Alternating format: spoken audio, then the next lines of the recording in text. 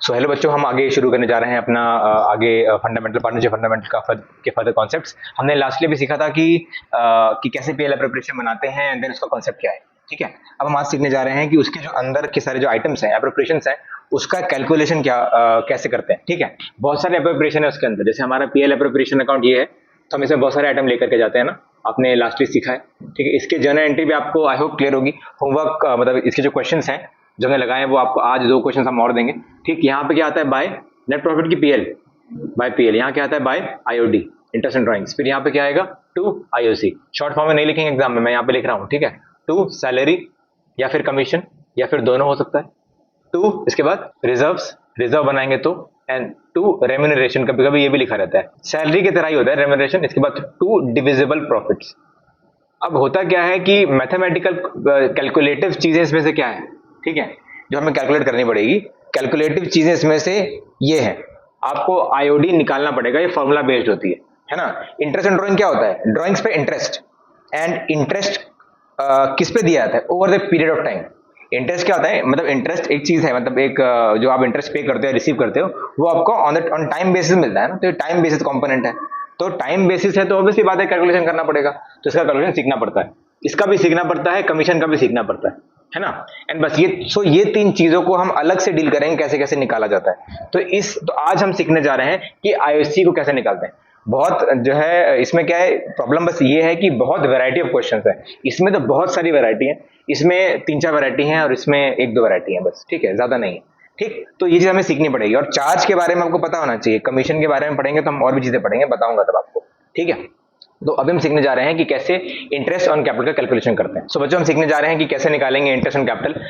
सो इसकी हम पहली वैरायटी करने जा रहे हैं, हम इसमें लिख देते हैं केस 1। इसके 4 केसेस हैं, ऑलमोस्ट 1 2 3 4 इनफैक्ट 5 केसेस हैं।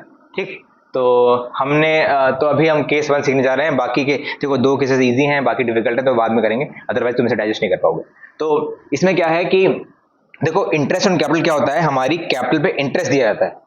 ठीक, मतलब एक जो ओनर होता है वो अगर बिजनेस में पैसे लगा रहा है, ठीक है, तो उसको उसके बदले इंटरेस्ट मिल रहा होता है। ठीक, अब इसने पैसे कब लगाए, बिजनेस की शुरुआत स्टार्टिंग में लगाएगा कि बाद में लगाता है पैसे, तो कॉमन सेंस है कि पैसे पहले लगाता है, पैसे पहले लगाएगा ना। तो वैसे बात है कि इसने मान लो कि 1 अप्रैल को इसने 2 लाख रुपए बिजनेस में लगाए, स्टार्टिंग में लगाए ना।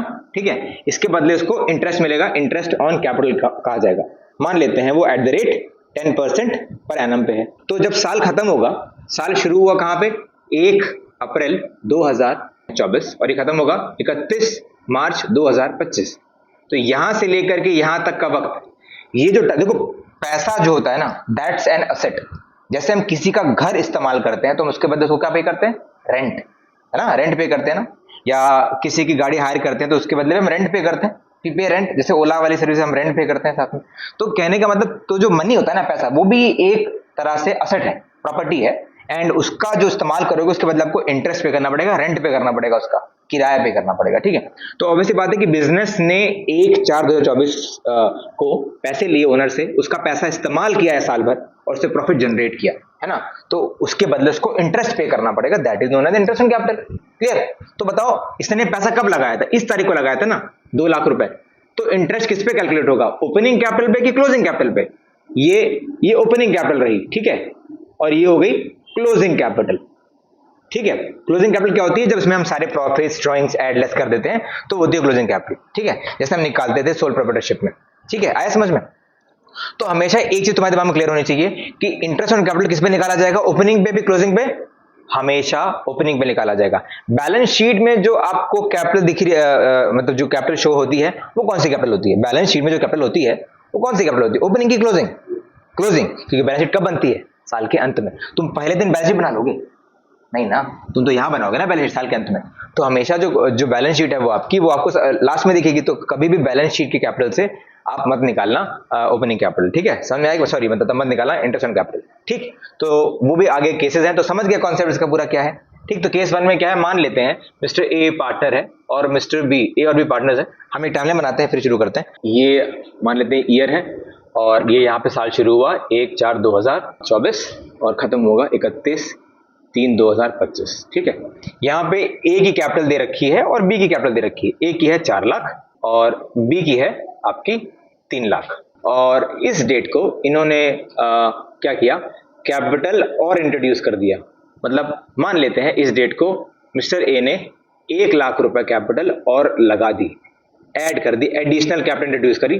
डेट हम इसकी रख देते हैं 30 सितंबर 2024। 6 महीने है ना, लगभग 6 महीने है कि नहीं है, गिन लो भैया, अप्रैल मई जून जुलाई अगस्त सितंबर, 6 महीने। तो इस तरफ भी 6 मंथ्स है और इस तरफ भी 6 मंथ्स है, ठीक है, क्लियर। तो इसने 30 सितंबर को 1 लाख रुपए और इंट्रोड्यूस कर दिया और इसने इसी डेट को मान लेते हैं इसने 1 लाख रुपए विड्रॉ कर लिया, माइनस कर ले रहे हैं, ठीक है। इसने ड्रॉइंग्स कर ली 1 लाख रुपए की, या permanent withdrawal of the capital कर लिया। तो अब पूछ रहा है कि भैया इंटरेस्ट ऑन कैपिटल निकाल करके दिखाओ। आईओसी आपका रेट है इंटरेस्ट ऑन कैपिटल जो है at the rate 10% per annum. सबसे पहले ए का निकालेंगे। देखो ए का जो इंटरेस्ट ऑन कैपिटल निकालना होगा हमें, अब ए का 6 महीने का इंटरेस्ट ऑन कैपिटल निकालना है। तो अब ए की 6 महीने हमें ये देखना पड़ेगा कि भैया ए की कितनी कैपिटल प्रिवेल करी। देखो यहाँ पे ए की कैपिटल चेंज हो रही है 30। देखो इस पीरियड से इस पीरियड, समझो बेटा, जो ये इस पीरियड से इस पीरियड ए की कैपिटल कितनी प्रिवेल कर रही है, 4 लाख, ठीक है। और इस पीरियड से इस पीरियड ए की कैपिटल प्रिवेल कर रही है आपकी 5 लाख। समझ में आ रहा है कि नहीं आ रहा है? इस 6 महीने 4 लाख रुपए ए ने फर्म को दिया हुआ है, बिजनेस को दिया है, और इस 6 महीने 5 लाख रुपए ए ने फर्म को दिया हुआ है। तो भाई अब इस पे तुम्हें इंटरेस्ट निकालना पड़ेगा। 6 महीने है बेटा, तो ए का निकालेंगे तो 4 लाख का हम क्या करेंगे, 4 लाख का 10% निकालेंगे। 4 लाख इंटू 10/100 इंटू 6/12 करना पड़ेगा क्योंकि 6 महीने का निकालना है, ठीक है। तो क्या आंसर आ रहा है, 20,000 आंसर आ रहा है। अब इस समय कितना हो गया, कैपिटल बढ़ करके 5 लाख हो गए। कैसे हो गई भैया, 1 लाख रुपए और इंट्रोड्यूस किया है, फिर 10% करेंगे, ठीक है, इंटू क्या करेंगे 6/12। जरूरी नहीं कि हमेशा 6/12 रहेगा, वो चेंज हो सकते हैं मंथ्स, ठीक।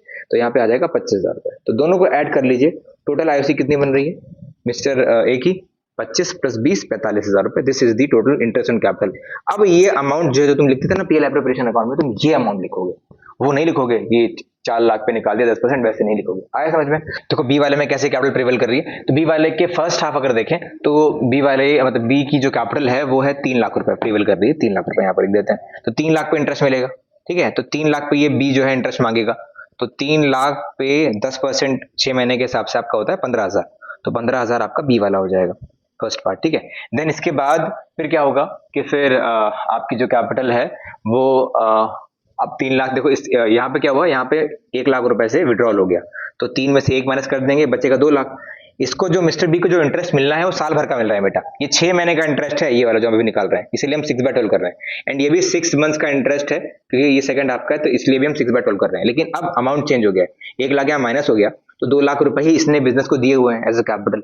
तो बिजनेस 2 लाख पे तो इंटरेस्ट देगा, तो 2 लाख का 10% इंटू 6/12 करेंगे तो आंसर आएगा 10,000 रुपए।